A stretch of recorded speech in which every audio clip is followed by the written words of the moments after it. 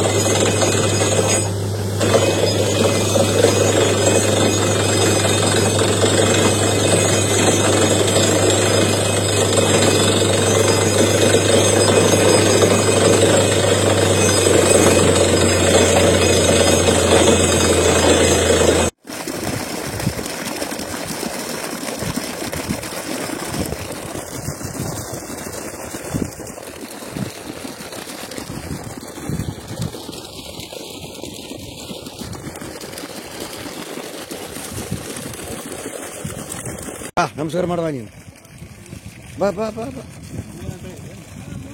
ನೀನಪ್ಪತ್ತು ಬೆಳಗಲಿ ನೀ ಬೆಳಗ್ಗೆ ಅನ್ಕೊಂಡ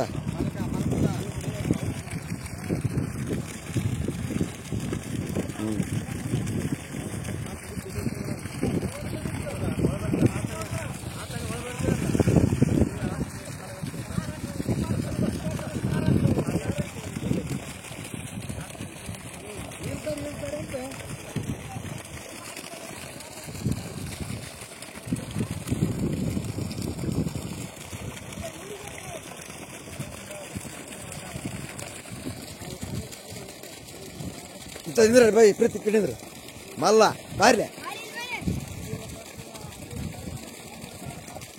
ಹಾ ಹಾ